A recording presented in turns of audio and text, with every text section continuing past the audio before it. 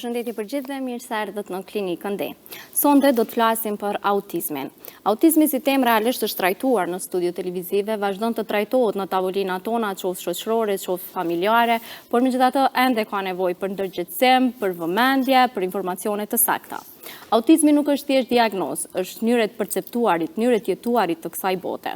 Prandaj personat me spektrin autik shpesh njihen realisht si persona unik, me aftësi, sfida, por dhe potenciale të ndryshme. Prandaj është e rëndësishme të dimë të mbështesim këta persona, të dimë të mbështesim familjarët e tyre dhe të flasim hapur e drejt për këtë çështje. Sonte do mundohemi që shumë pyetjeve që na vinë në kokë për autizmin të japim përgjigje. E këto përgjigje do t'i kuptojmë nga ajo me këta persona punon pothuajse çdo ditë. Të dashur miq, me ne në studio është logopede Dete Preniçi. Dete, mirëmbrëma dhe faleminderit që je sonte këtu me ne. Përshëndetje, Irsa, është nacia ime të jam këtu me ju. Dete, autizmi shoqëria shpeshherë e përcakton si sëmundje, sepse ne jemi të prirur që diçka që nuk shkon në rregull me organizmin tonë e quajmë si sëmundje. Po çka realisht është autizmi? Autizmi nuk është sëmundje. Fillimisht, autizmi është rregullim neurozhvillimor me bazë biologjike, është rregullim ky i cili ndikon në mënyrën se si bën veprimi social, ndikon në pjesën e komunikimit dhe në shumë elemente të tjera të cilat munden me ndiku në mënyrën se si ata ndikon në jetën e tyre. Gjithashtu nuk është sëmundje ta theksoj përsëri e cila mund të shërohet me ofrimin e banave ose me ofrimin e medikamenteve të ndryshme, është rregullim i cili mundemi ta mbështesim vetëm me terapi të ndryshme. Çdo herë duke u bazuar në terapi të cilat personi fjalë ka nevojë pak më tepër për mbështetje, qofshin terapi logopedike apo edhe mendimin e profesionistëve të tjerë mjekësor, por duhet ta kemi të qartë që nuk është sëmundje e cila me pranimin e medikamenteve kalon. Është rregullim neurozhvillimor i përhershëm me bazë biologjike. Kur flasim për autizmin, autizmi është vetëm një lloj realisht, a ka ndarje autizmi? Është spektër i gjerë, ndryshe quhet si Autism Spectrum Disorder, është spektri i gjerë, spektri i autizmit, ku pastaj autizmi ndahet në disa shkallë, shkolla e parë, shkolla e dytë dhe shkolla e tretë, pastaj mbas të shkallëve bëhet edhe diagnostikimi, ku mbas të shkallëve shohim sakt se në cilat elemente po i ka më të shprehura fëmia, për shembull, po e marrim si shembull, po e ka më të shprehura fëmia në fjalë. Nëse është pjesë e shkallës së parë, do të ketë vështirësi në pjesën e komunikimit, në veprimit social, por relativisht do të veprojnë mirë pa ndikimin e të tjerëve. Pastaj, duke u rritë shkalla, aq më shumë rritet e numri i vështirësive që ata i kanë. Në shkallën e dytë, fëmijët kanë vështirësi me sjelljet, rritet dukshëm edhe problemet në pjesën e komunikimit, ka pak më tepër sjelljet e përsëritura dhe gjithashtu rritet e numri pak më tepër i mos interesit për të pasur ndërveprim social me të tjerët. Duke u rritë shkalla, ashtu rritet edhe numri i vështirësive. Në shkallën e tretë, fëmijët pak dhe jo ose fare mund të jenë verbal. Andaj ka vështirësi në pjesën e komunikimit, çrregullimet të sjelljeve dhe gjithashtu edhe vështirësitë e tjera të cilat lidhen me ndërveprimin social. I përmendë fëmijët, cilat janë shenjat e para që prind mund t'i vrejnë të fëmijët e tyre dhe zakonisht cila është mosha ku prind duhet me pas më shumë kujdes me përcjell fëmijën më shumë? Shenjat e para të autizmit vrehen shumë herët, vrehen në 3 muajt e parë të jetës së fëmijës. Vrehen kur për shembull fëmia nuk po kthehet kur po thirret në emër, nuk kthehet nga burimi i dritës, burimi i zhurmës, nuk buzëqesh kur personi përballë ti buzëqesh, nuk arrin me imitu shprehjet të fytyrës të personit përballë që ka. Gjithashtu nuk është interesuar të kenë veprim social me të tjerët. Këto janë elementet e para, shenjat e para të cilat i vërejnë një prind për fëmijën e tij se si po shkon zhvillimi i tij, po gjithashtu me kalimin e kohës vrejnë edhe shenja të mëvonshme, kur fëmia për shembull nuk kthehet kur thirret në emër, nuk është interesuar për ambientin përreth, për personat përreth, janë elemente të cilat pak nga pak munden me na ndihmu që me nxjerrë një diagnozë siç është autizmi. Për me nxjerrë një diagnozë, nëse në kulturën tonë të përgjithshme, ashtu siç është kulturë që fëmiu të dërgohet te pediatri qoftë për vaksionim, qoftë për kontrollat rutinë, cila do të ishte ajo periudha e duhur që prindrit ta dërgonin fëmijën në një vizitë logopedike? Në aspekt dallon çfarë diagnoze për çfarë diagnoze po flasim, sepse secila diagnozë, secila aftësi në pjesën gjuhësore arrihet në mosha të ndryshme. E momentin që ka vonesë fitimi një aftësie të caktuar, atëherë duhet me u bë vizitat e logopedi. Në pjesën e vonesave gjuhësore, momentin që shohim që për shembull po flasim pak më bazike, informacionet që janë bazike që secili prind duhet me i pas.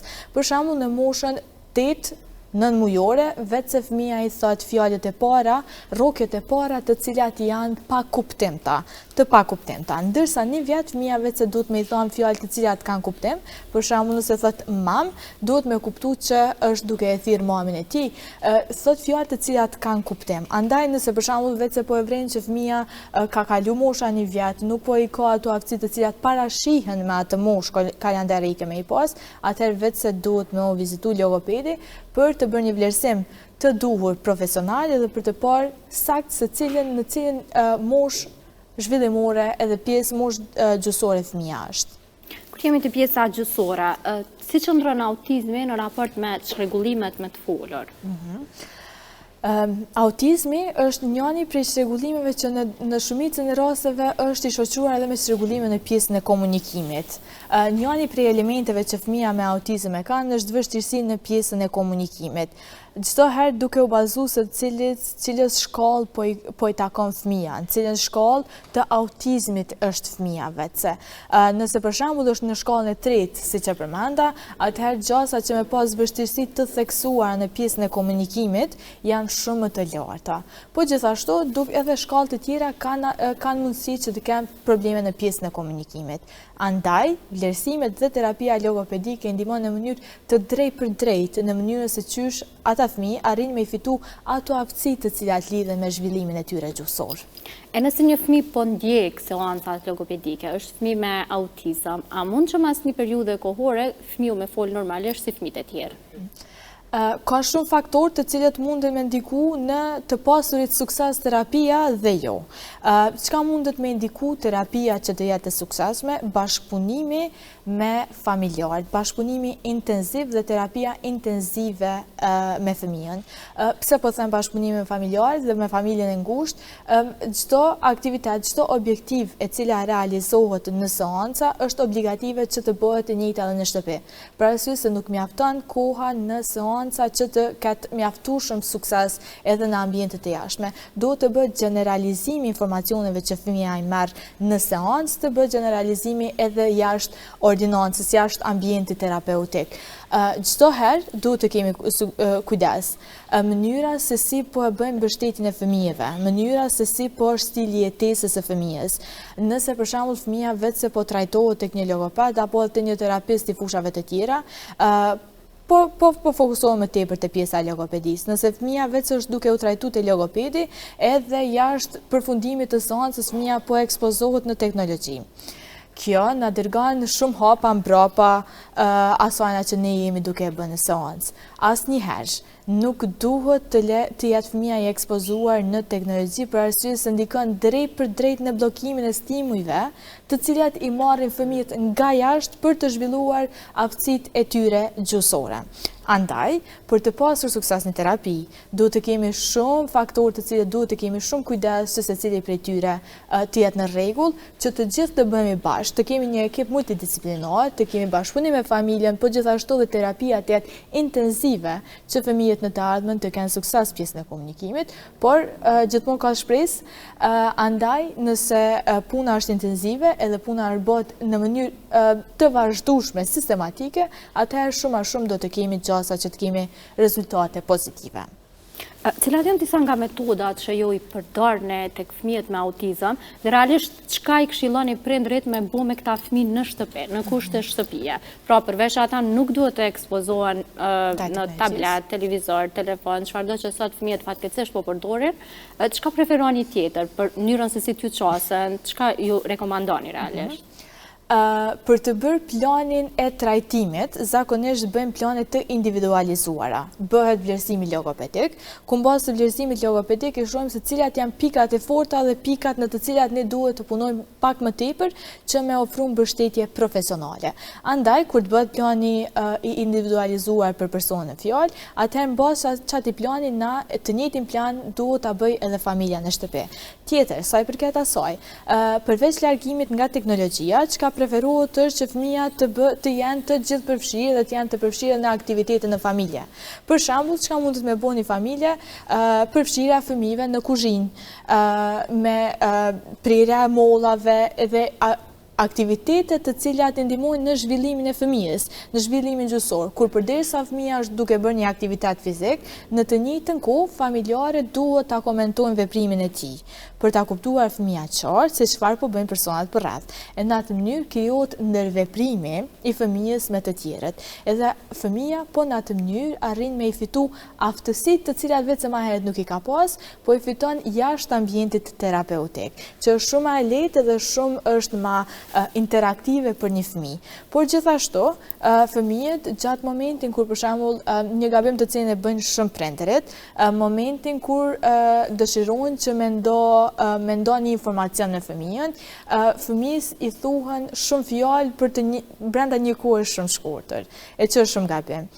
Sepse fëmija e ka shumë të vështirë ta di se cilën fjalë ta merr të parën edhe ta përpunoj të parën. Andaj, diçka që preferohet të bëjmë të fëmijët është sa herë që jemi duke folur me fëmijën, të flasim ngadalë, të flasim qetë, që t'i ndajmë fjalët edhe fëmija ta kuptoj fjalën të cilën është duke e marrë, është duke dëgjuar, ta përpunoj mirë, që ta di se në cilin raport dhe në cilin pjesë duhet të përdoret ajo fjalë. Por shumë e rëndësishme. Po e them përsëri, shumë e rëndësishme largimi nga teknologjitë, 0 minuta përpara ekraneve. Jo vetëm fëmijët me autizëm, po secili fëmijë i cili është në fazën e zhvillimit të tyre gjuhësor, në asnjë minutë nuk duhet të qëndroj para ekraneve. Ndikon në mënyrë të drejtë për drejtë në bllokimin e marrjes së stimujve nga jashtë. Fëmija rritën edhe mësojnë duke dëgjuar nga jashtë, duke parë njerëzit përreth tyre, duke dëgjuar se çfarë po flasin ata përreth tyre. Andaj, telefoni bllokon. Telefoni vetë se ja mëson veç një sen se si ta sheh ekranin përballë dhe të sheh skenat të cilat lëvizin shumë shpejt, të cilat nuk janë fare të kapshme për fëmijët. Andaj, fëmijët duhet të jetojnë dhe të shohin sa gjëra reale, gjëra të cilat ai fëmijë vetë se do t'i përjetojnë në të ardhmen. Andaj, larg telefonit, larg televizionit dhe larg çdo lloj teknologjie, sepse indikon drejt për drejt në zhvillimin e trurit të tyre. Dite, kisha dashur me unal, shumë nëra arsyetuan me faktin që po e vendosi para televizorit ose po ja lëshoj telefonin se kjo është mira vetme që fëmiu po ushqehet. Do të thotë nuk mundet me marr ushqim ndryshe, nuk rën ulur, nuk sa është gabim. Realisht edhe në rastet kur fëmiu nuk ushqehet. Pra, a preferoni që me shiku televizorin edhe me ushqyn qatë periudhë kohore, apo me gjetë një mënyrë tjetër, ose cila do të ishte realisht mënyra e duhur, me u largu prej televizionit, po të njëjtën televizorin këtë rast, po të njëjtën kohë fëmia me marr ushqim. Është totalisht gabim. Pse është totalisht gabim? Për arsye se fëmia mund të ushqihet përballë ekranit, po në asnjë mënyrë nuk do të jetë i vetëdijshëm çfarë ushqimi është duke ngrënë. Për arsye sepse fokusi total i fëmijës është i zhvendosur tek një ekran i cili është mënyrë e mashtrimit në një farë forme e mashtrimit të fëmijës. Pra, është e rëndësishme fëmiu me ditë që po ushqehet, po marr ushqim. Fëmiu duhet të jetë i vetëdijshëm për çfarë do veprimtarie që është duke bërë. Për shembull, është duke luajtur me top, do të jetë i vetëdijshëm që topi është i koq, çfarë do që është duke bë fëmia duhet të jetë i vetëdijshëm. Sidomos kur nevojë bazë e cila është ushqyeshmëria, fëmia duhet me mësu vetë ushqehet vetë. Nëse është i ekspozuar ndaj ekranit dhe është tënkun i ka syt në ekran, si po presim që fëmia të arrit ta fitojë aftësinë e ushqyerjes vetë. Ose si po presim që fëmia të ketë aftësi ose të jetë i vetëdijshëm për ambientin përreth ose për konsistencën e atij ushqimi. Andaj, mund të jetë pak sfiduese, se ka shumë fëmijë të cilët kanë sjellje të çrregullta në momentin që ju largohen ekranet, mund të jetë pak sfiduese për prindërit, por shumë e mirë është të jetë sfiduese tani sa janë më të vegjël, se sa kur të kalon koha kur sfidat dhe vështirësitë e fëmijëve munden me u rrit edhe më tepër. Andaj, duhet të bëhet largimi i teknologjisë.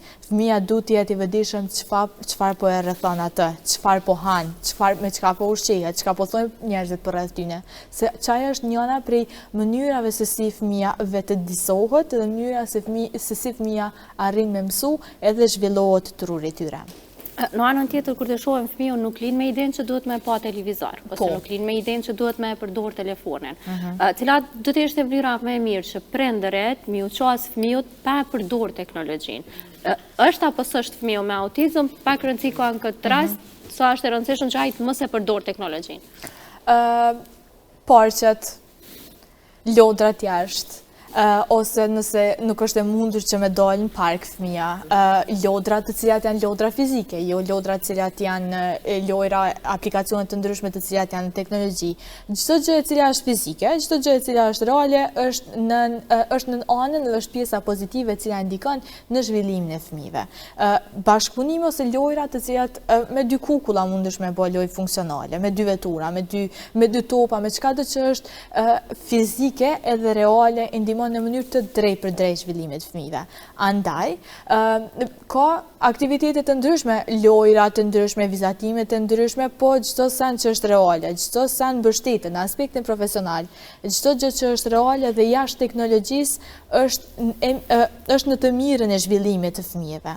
Andaj, që kjo është mënyra që mundemi me bë, të largohemi nga ekranet, fëmia vetë se arrin me kuptu që ekranet nuk qenë kanë të mira, është sfiduese për shumë prindër.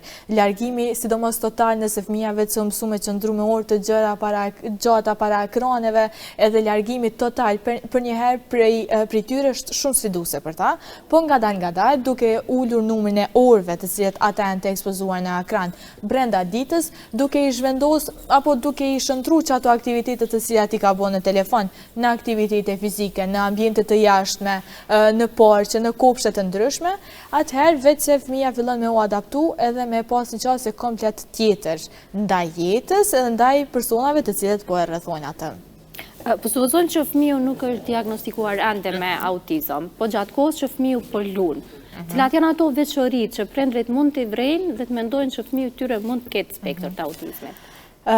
Zakonisht, ajo cila është ma shprehura gjatë lojës është për shembull rënditja e lodrave në një vijë. Për shembull, të gjitha lodrat dëshirojnë të jenë të rënditura, të kenë strukturën e barabartë, asgjë mos jetë e çrregullt. Për shembull, e thrasim në emër edhe nuk kthehet. Ose e merr një lodër edhe krejt interesi dhe krejt fokusi i fëmijës është vetëm në atë lodër. Ka fokus të veçantë vetëm për atë lodër dhe për asgjë përreth tij. Ose për shembull është duke pas atë lodër, larg tij është një zhurmë shumë e madhe, nuk ka interes për ta parë burimin e zhurmës në këtë rast, nuk ka interes për të parë burimin e dritës. Ka shumë elemente të cilat janë të vogla, po që munden me vrejt në mënyrë të qartë se çka mundet me qenë elementi i autizmit për të drejtuar te një profesionist. Për shembull, nëse fëmia juaj vetë se po e bën renditjen e lodrave në atë mënyrë, nuk po kthehet kur ju po e thresni në emër, nuk po ka ndërveprim social, nuk po shpreh interes për të pasur ndërveprim social me të tjerët, apo po ka sjellje të përsëritura, për shembull po ka si mënyrë të shprehjes së emocioneve, po i ka lëvizjen e duarve, apo ka sjellje të tjera përsëritëse, atëherë këto janë elementet e para me të cilat do të ishte më mirë të vizitoni një profesionist shëndetësor për të parë më saktë nëse ato kanë qenë shqetësime apo ato janë sjellje të cilat vetë se fëmia i ka bërë, po që nuk kanë të bëjnë me autizëm, apo janë elemente të autizmit. Të kisha dashur të ndalte mënyra stili jetës të një fëmiu me autik. Për shembull të ushqime. A preferohet ushqim i caktuar ose çka nuk preferohet që të konsumoj, sa preferon aktivitetet fizike, pra një përditshmëri që në një farë mënyrë do të ishte edhe mbështetje për atë fëmijë. Në aspektin logopedik, jo vetëm të fëmijët me autizëm, po dhe të gjithë fëmijët, për të pas një zhvillim gjuhësor sa më të mirë, ne preferojna që ushqimi të jetë i përzier, të mos jetë ushqimi vetëm çoll, ushqimi but, po të jetë i përzier, për arsye se bën forcimin e muskujve orofacial, edhe po një të mënyrë e ndikon çush më u zhvillu aftësia e gëlltitjes. Aftësia e cila na ndihmon edhe është e lidhur ngushtë me pjesën aftësinë e të folurit. Andaj në momentin që janë të forcuar dhe mirë ndërtu aftësia për të bërë gëlltitjen edhe aftësimi i muskujve orofacial na ndikon në mënyrë të drejtë për drejtë të bëhet zhvillimi gjuhësor. Gjithashtu, aktivitetet fizike ndihmojnë shumë në mënyrën se si ata fillimisht i shprehin emocionet. Nëse fëmia nuk është verbal, aktiviteti fizik ndihmon në mënyrë të drejtë për drejtë i shpreh emocionet, ta lirojë ngarkesën emocionale që fëmia ka në rast se nuk është verbal, sepse shumë totalisht e kuptueshme një fëmijë i cili nuk është verbal, mënyra vetme se si i shpreh emocionet e tyre është me sjelljen e tij. Andaj nëse bën aktivitete fizike, do të bëhet lirimi i tij emocional, do të ndikojë në zhvillimin e aftësive motorike globale edhe fine. Aftësi të cilat lidhen direkt me fushat të cilat janë përgjegjëse për të folurin në tru. Andaj, kur ne i bashkojmë, është si puzzle, kur i bashkojmë pjesë të ndryshme, arrim që ato pjesë me ndihmu njëra tjetrës. Nëse bëhet zhvillimi aftësive të motorikës fine, motorika vogël e gishtrenjeve, nëse bëjmë aktivitete të ngjashme, ato mundet me ndiku që ta bëjnë stimulimin e zonës përgjegjëse në tru për të folurin. Andaj, aktivitetet fizike janë shumë të këshillueshme, rekomandueshme, andaj duhet të bëhen çdo herë, jo vetëm fëmijët me autizëm, po çdo fëmijë, qofshin me zhvillim tipik, qofshin me zhvillim jo tipik, aktivitetet fizike ndihmojnë shumë në zhvillimin e tyre global dhe zhvillimin e tyre gjuhësor, sepse çdo sen përreth tyre ata e komentojnë. E komentojnë qofshin lojra, qofshin natyrën, gjëra të cilat sipas tyre janë interesante dhe në atë mënyrë zhvillohet edhe pjesa gjuhësore. Por qysh duhet me qenë një rutinë e një fëmije me autizëm brenda ditës, aktivitete të vazhdueshme fizike, duke u bazuar çdo herë në nevojat që fëmia i ka, terapi intenzive. Terapitë intenzive, se terapia, sidomos në rastet kur kanë vonesa ose rastet të ngjashme, për shembull autizmi, terapia është mënyra vetme se çysh mundemi me ndihmu fëmijëve të cilat i kanë këto vështirësi.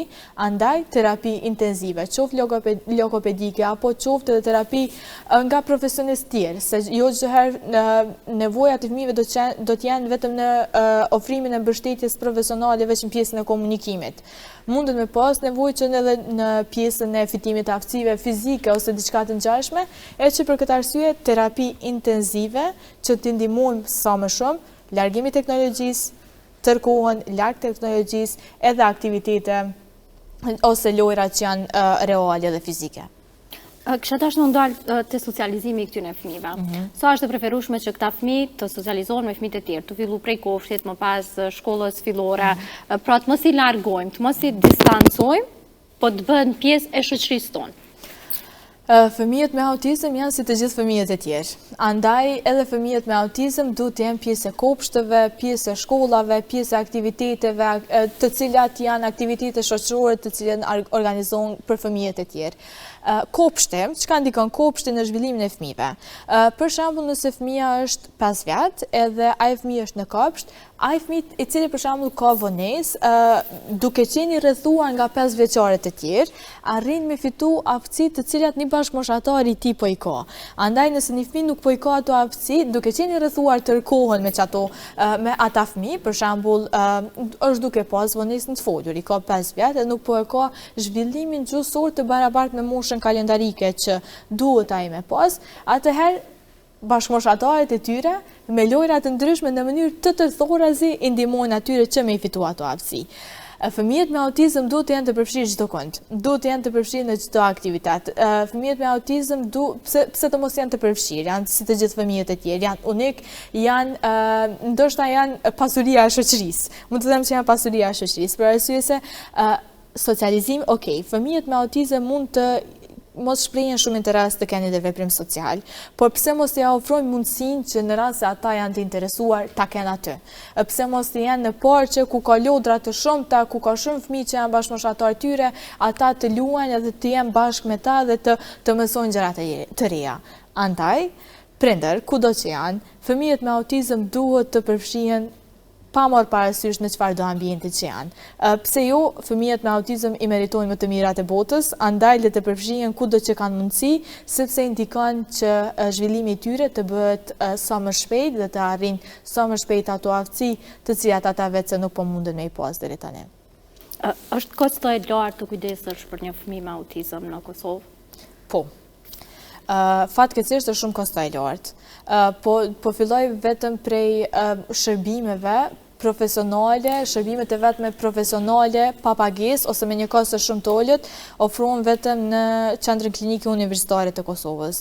Të gjitha trajtimet e tjera duhet ofrohen në ordinanca private dhe në hapësira private.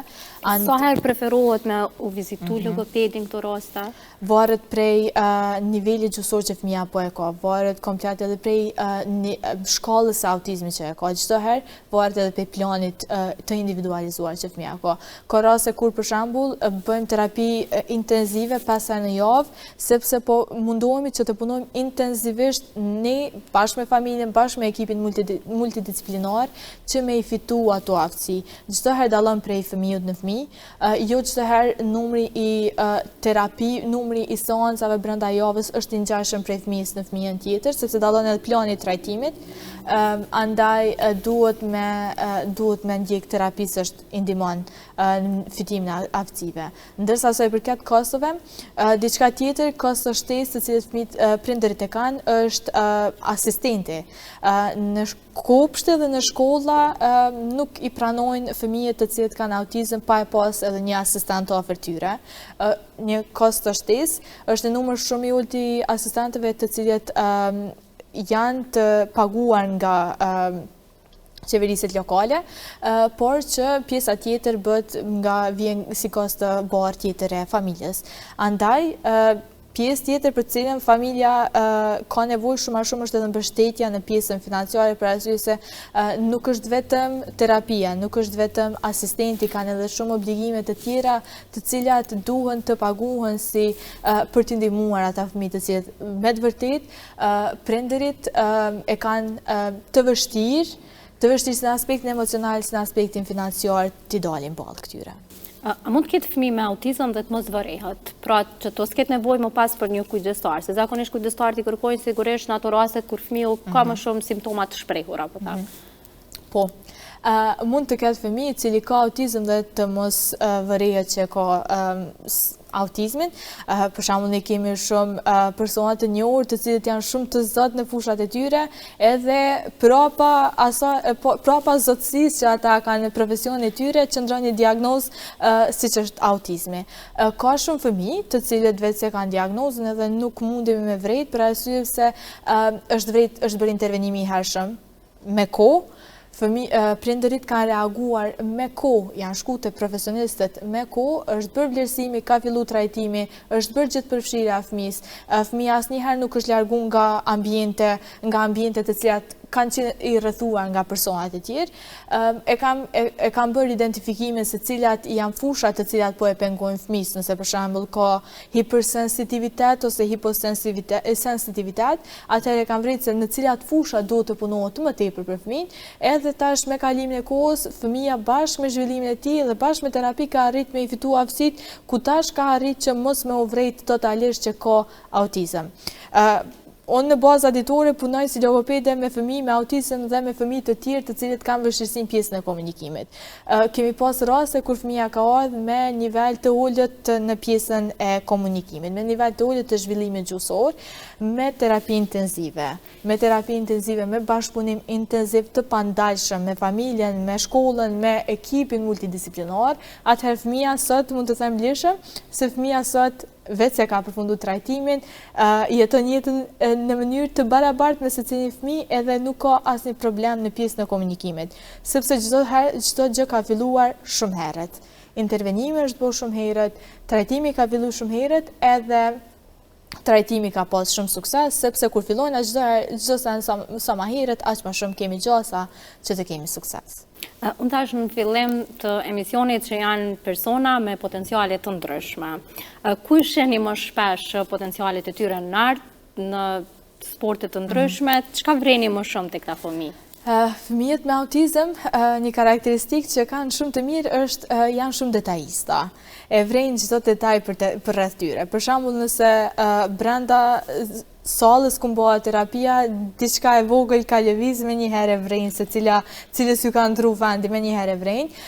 Ka shumë talente, janë shumë të prirur për art, janë shumë të prirur për të qenë të zot në instrumente, në piano, në gitar. Më shumë janë shumë të prirur për art, sepse arti, përndryshe ka dhe është terapia artit, e cila është lloj terapie, e cila i ndihmon fëmijëve që me i fitu aftësitë përmes artit. Janë aftësitë të cilat fëmija vetë se arrin me i vrejt, edhe ne që i rekomandojmë se sari që shohim diçka të bukur në seancë, i tregojmë prindve që të sferë kemi hapësirë ku mundemi me punu. Për shembull, nëse është i fëmijë e shohim që është i mirë në piano, atëherë pse të mos jetë pjesë ndonjë kursi të pianove dhe ta zhvillojë edhe më tepër atë aftësi të jetë sa më i zot në atë pjesë. Sepse kemi shumë pianistë të cilët janë autik, kemi shumë gitaristë të cilët janë autik, aktorë të mirë të cilët janë autik, pse të mos jenë edhe ata. Andaj çdo herë i mbështesim ëndrat e tyre, çdo herë i mbështesim qëllimet ose prirjet e tyre. Pse mos ta bëjmë? Fëmijët me autizëm janë fëmijët më të çeltër në botë, andaj çdo herë duhet i mbështesim që të fitojnë maksimalisht aftësitë e tyre. Për autizmin ekzistojnë shumë mite. Unë do doja që disa prej tyre tua lexoj, më pas ju të më komentoni nëse çndrojnë, nëse janë mite ose jo. Ndër më të shpeshtat që e ndëgjojmë janë, fëmijët me autizëm nuk ndjejnë emocione. S'është e vërtetë. Fëmijët me autizëm ndjejnë emocione si të gjithë ne, por çfarë mund të dallojë? Mund të dallojë intensiteti se si ndjejnë ata emocionet edhe mënyra se si i shprehin ata, por fëmijët me autizëm ndjejnë emocionet ashtu siç ndjejnë çdo person tjetër. Por për shembull, nëse nuk është verbal, mënyra se si do t'i shprehë ato emocione do të jetë pak më ndryshe se sa fëmijët të cilët janë verbal. Për shembull, si mund t'i shprehë emocionet, do të bëj pak më tepër lëvizje përsëritëse, mund të bëj ndonjë reagim që është pak më ndryshe se fëmijët e tjerë, por që është totalisht normale se ajo është mënyra se si ata po i shprehin emocionet, por fëmijët me autizëm ndjejnë emocionet edhe ndjejnë totalisht njëjtë si ndjejmë edhe ne. Autizmi shkaktohet nga prindërimi jo i mirë. Autizmi nuk shkaktohet nga prindërimi jo i mirë. Autizmi është çrregullim neurozhvillimor me bazë biologjike. Është diçka e cila është e lindur. Por, se çfarë mund të ndikojë që të shfaqen elementet e autizmit, që një fëmijë për shembull nëse nuk e ka autizmin mund me u shfaq disa nga elementet e autizmit, është njëra prej tyre është teknologjia. Ekspozimi i tepërt i teknologjisë, fëmia mundet me pas elemente të cilat janë të ngjashme me autizmin. Por, nëse për shembull fëmia vetë se ka autizmi është i lindur, atëherë prindërimi duhet të shndrohet edhe duhet të ketë disa elemente në të cilat duhet me u bazu pak më tepër që me pasni sa më shumë efekt edhe prindërimi. Për shembull, aktivitetet ashtu që i përmendëm, aktivitete, terapi, gjithë përfshirje, të mos jenë të anashkaluar, të jenë prezent në çdo ambient ku edhe prindërit janë, pse jo, të jenë në kuzhinë, të bëjnë ushqim bashk, të pastrojnë shtëpinë bashk, të pastrojnë veturën bashk, aktivitete të cilat prindërit i bëjnë gjatë jetës, i bëjnë gjatë ditës në baza ditore, andaj prindërimi keq mund të ndikojë në përkeçimin e situatës. Prindërimi i mirë mund të ndikojë në përmirësimin e situatës çdo herë. Të gjithë personat me autizëm janë të njëjtë? Jo. Asnjë njeri në botë nuk është i njëjtë me asnjë. Të gjithë jemi të ndryshëm ndaj njëri tjetrit. Edhe ashtu dhe fëmijët autik janë unik dhe të ndryshëm nga të gjithë personat përreth tyre. Pse po them janë të ndryshëm? Nëse një fëmijë ka interes në art dhe ka aftësi të mira në art, një fëmijë tjetër është totalisht ndryshe, ka aftësi të mira në pjesën e sportit, është më shumë i prirur në pjesën e sportit, ashtu siç ne dhe çdo fëmijë tjetër nuk është i ngjashëm me njëri tjetrin, atëherë as fëmijët nuk janë për atë arsye autizmi është pjesë e spektrit, është i gjerë, është spektër i gjerë, andaj secili prej tyre është unik, secili prej tyre dallon prej njëri tjetrit, secili prej tyre ka karakteristika të veçanta me tjerët. Fëmijët me autizëm mund të mos flasin kurrë.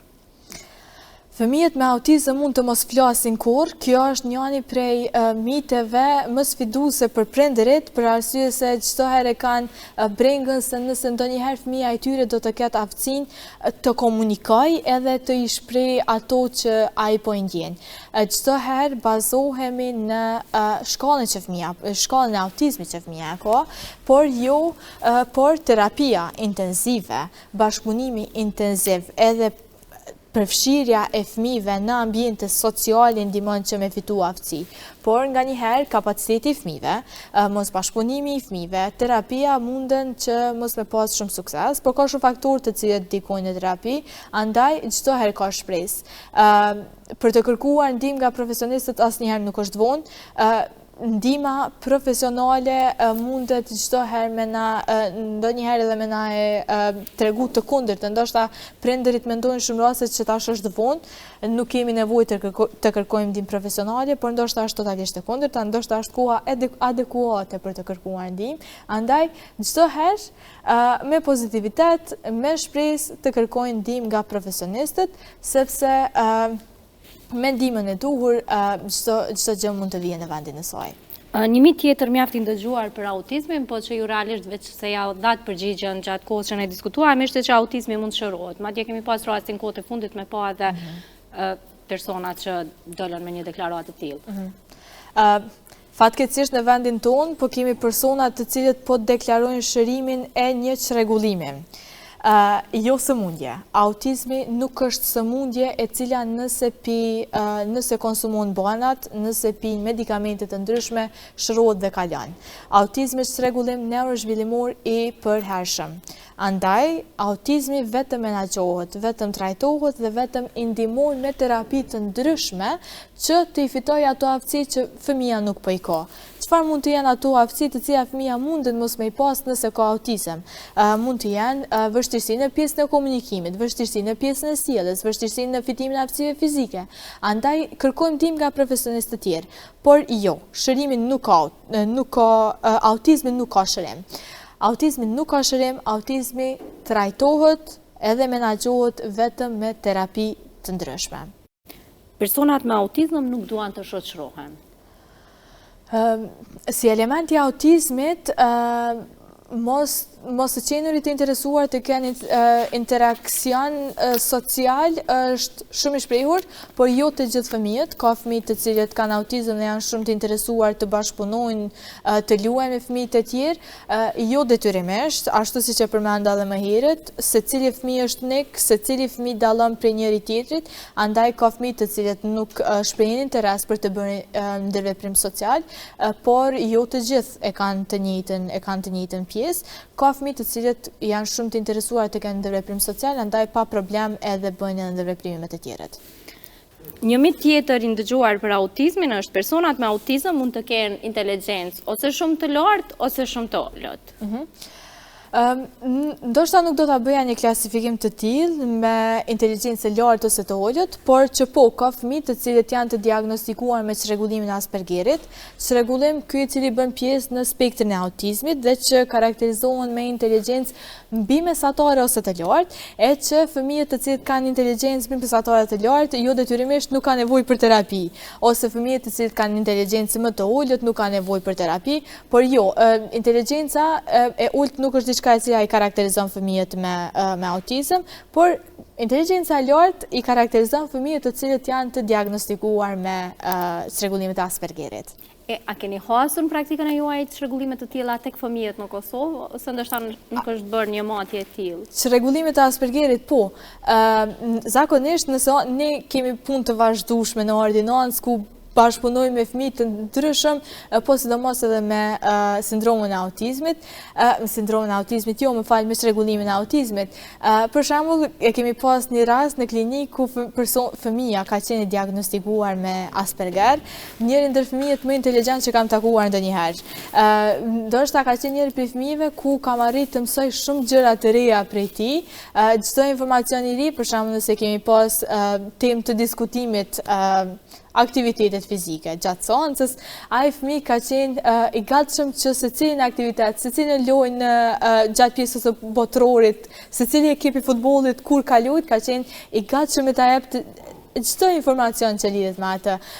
Seancat jo vetëm me fëmijë me Asperger, po me secilin fëmijë që ka autizëm janë shumë të mira, janë shumë interaktive dhe janë shumë pozitive, sepse energjinë pozitive që fëmija me autizëm e kanë, detyrimisht ja përçojnë edhe terapistit.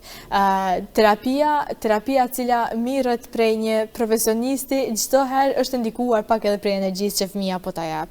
Andaj, çdo herë kemi punë edhe me fëmijë të cilët kanë Asperger, kanë autizëm, kanë çrregullime të tjera, por po, diagnoza të ndryshme takojmë shumë shpesh, janë fëmijët me Asperger janë ndër fëmijët më të mençur që mund të i takojmë ndonjëherë dhe janë fëmijët më të bukur, nëse mund të them, trurin më të bukur që mund ta ketë ndonjë fëmijë ndonjëherë. Vaksinat shkaktojnë autizëm. Okej. Nuk ka ndonjë provë shkencore e cila thotë që vaksina e shkakton autizmin. Atë kemi dëgjuar mjaft shumë, sidomos shumë e shprehur, është ngritur si dyshim nga vetë prindërit, se prej kur e ka marrë këtë vaksinë, ka filluar fëmiu mi pas këto ndryshime. Po, njëri ndër mitet më të mëdha është që vaksina 1 vjeçarit e ka shkaktuar autizmin dhe ndryshimet në zhvillimin e fëmijës së tyre, atë që në fakt në aspektin shkencor nuk ekziston ndonjë provë e cila thotë që kjo është arsyeja që 100% po e shkakton autizmin. Nuk ekziston ende ndonjë provë e cila thotë që po ne tash e dim çka shkaktari, çfarë shkaktar, po mundohemi me e minimalizuar që mos të ketë raste edhe më shumë me autizëm. Ende nuk e dim, ende vaksina jetë si mit, për arsye se nuk ka ndonjë provë e cila thotë që 100% është shkaktari kryesor i autizmit, andaj ne vetëm e bëjmë trajtimin edhe menaxhimin e autizmit, edhe jo shërimin, sepse nuk shërohet, por nuk dihet a është vaksina apo çfarë do faktori tjetër që shkakton aktualisht ende autizmin. Dhe miti i fundit, ndër mitet e shumta realisht që dëgohet për autizmin është fëmijët me autizëm mund të mos kenë jetë të pavarur. Jo detyrimisht.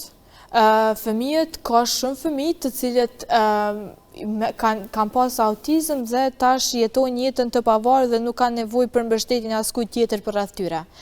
Ka fëmijë të cilët, për shembull, tash dallon pak edhe shkolla, në rast se është shkolla e tretë, kanë ma shumë shkolla e tretë e autizmit, ose po shkolla e tretë e autizmit, atëherë kanë ma shumë gjasa që me pas nevojë për mbështetjen e të tjerëve, por jo, në rast se ofrohen terapit, në rast se bëhet bashkëveprimi, edhe bëhet intervenimi i hershëm, edhe bëhet vlerësimi i hershëm, atëherë me kalimin e kohës, jo çdo fëmijë do të ketë nevojë për mbështetjen e të tjerëve përreth tyre, andaj çdo herë ka shpresë, çdo herë ka hapësirë për punë, çdo herë ka hapësirë për intervenim, andaj është mirë që të mos humbasin kohë prindërit. Nëse shohim që zhvillimi i fëmijëve tyre nuk po shkon diçka në rregull, të kërkojnë ndihmë nga profesionistët adekuat, sepse janë të vetmit njerëz që munden të ndihmojnë në këtë pjesë, andaj nëse bëhet intervenimi i hershëm, nëse bëhet vlerësime të hershme, mund të ketë shpresë që dhe fëmija në të ardhmen, fëmija me autizëm në të ardhmen të jetë i pavarur totalisht dhe të mos ketë nevojë për ndihmën e askujt tjetër përreth tyre.